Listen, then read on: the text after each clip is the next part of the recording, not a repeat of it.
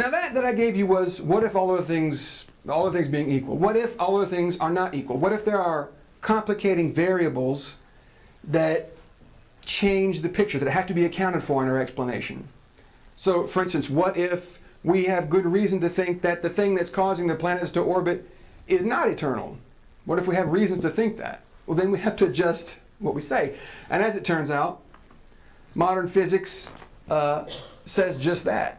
Modern physicists believe that we have reason to believe that there's that something finite is making the planets go round.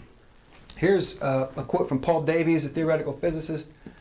It says, "Careful study has shown that all of nature's activity can be reduced to the operation of just 4 fundamental forces.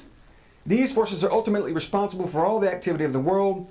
They are the source of all change."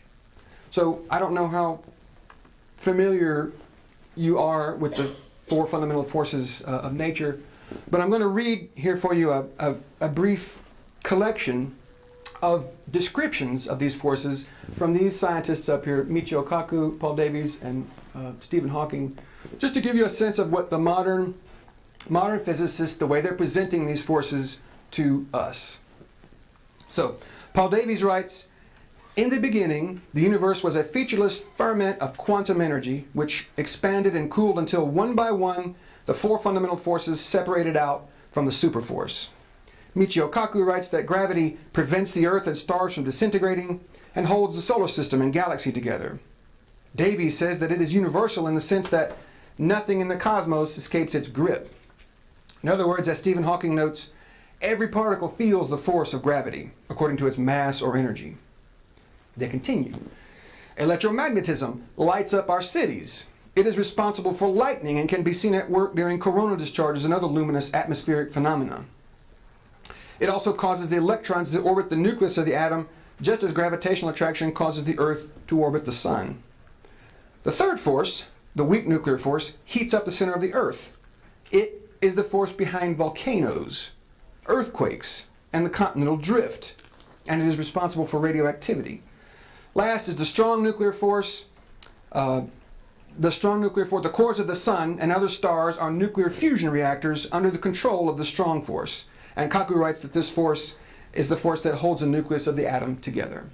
So that's just a brief description of the way physicists conceive of and distinguish between these forces. Now what I want to do is just briefly to go over some common characteristics that they have based on what we just said, mostly on what we just said. So from what we just heard, these forces are described as having a beginning.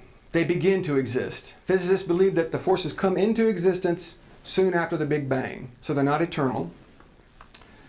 They have finite but relatively great power, relative to us, unimaginably great power, right? But they still have spheres of control. They're not in control of everything. They're in charge of different things. And the things that they're in charge of are distinct operations in the natural world, right? Some are in charge of earthquakes, some are in charge of lightning, so that's how they're conceived of. Now, in the descriptions I read to you, what I'm about to show you was not overtly present, but this also is in the concept that these forces are mindless. This is the way that they're understood to be. Right? Now, I want to take this conception and I want to compare it to gods and angels. And when I say gods here, I mean the kind of God, I don't mean the single eternal mind that we've been talking about. I mean the kind of gods that polytheists worship, right?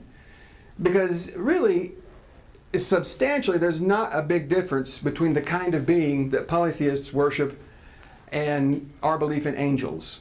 We just think that the only real difference between a monotheist and a polytheist is not that monotheists say those kinds of beings are impossible. Obviously, we believe in angels, so we think that they're possible. It's just we say only the single eternal mind is worthy of worship. So, anyway, let's look at this, what gods and angels sort of generically have in common. They have a beginning, right? We conceive of angels as created beings, and mythology is full of stories about the gods being born and coming into being through one process or another. So they have a beginning. They have finite, but relative to us, unimaginably great power, right? They can throw lightning bolts around or cause earthquakes and do, things that we can't even conceive of doing. They control distinct operations of the natural world, right? If you're any familiarity with the mythology of the ancient world, or I have here, for instance, a picture of Thor. It's got lightning flashing all around his hammer.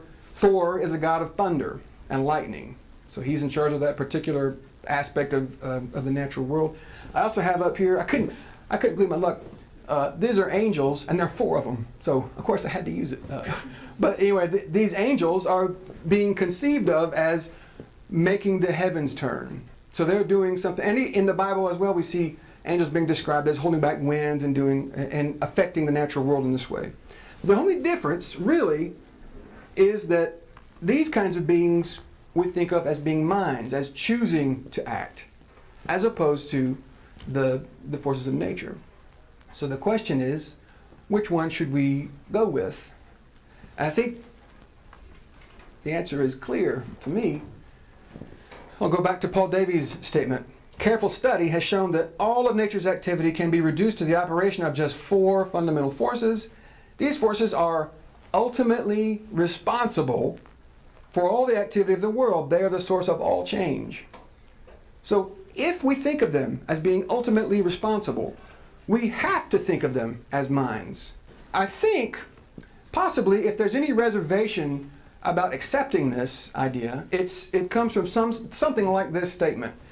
They behave so predictably. They always do the same thing. Gravity always does the same thing. Surely it's not a mind, I mean, my goodness. But that cannot be an argument against there being minds. Why? Because we are minds. So we know from the inside that a mind is capable of coming up with rules and following those rules with regularity, with varying degrees of regularity that can be predictable. We know that minds can do this. The only difference is one of degree. It's just a matter of degree. And the regularity of behavior that makes one's actions predictable cannot imply mindlessness in an agent regardless of degree, just as the presence of hair on an animal, regardless of degree, cannot be taken as a sign that the animal is not a mammal.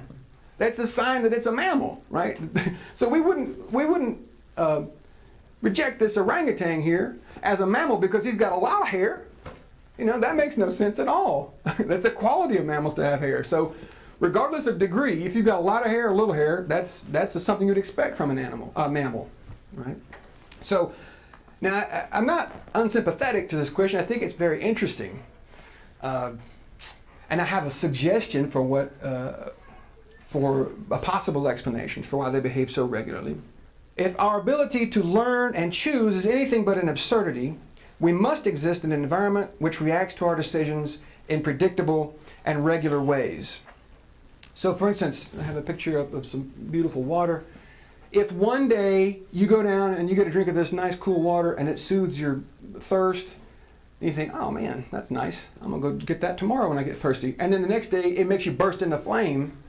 You're never going to learn anything. Well, you'll die, but I mean, you're never going to learn anything in a universe like that, right? It's just totally arbitrary every day, something different, unpredictable. You can't learn anything and you can't make decisions. You can't make decisions for good or bad in a world like that because you don't know what's going to happen. So I think that that's one, way of answering the question. I think a good analogy may be in a parent. A good parent. A good parent may make rules for her children to follow. Certain actions on the part of the children will result in certain actions on the part of the parent in the form of rewards or punishments. If the parent believes the rules serve a good purpose and is conscientious about following and enforcing them, then her children will be able to predict her behavior and act accordingly. This, of course, does not imply that she is mindless. Quite the contrary. Her regular behavior is an effect of her purposeful choices. I might also add at this point that a good parent could, on rare occasions, and for reasons beyond establishing the rules of her household, make an exception to the rules. In the forces of nature, such irregular behavior would be what we call a miracle. Sometimes God has reasons to walk on water or bring someone back from the dead, reasons which go beyond merely establishing the rules of his household.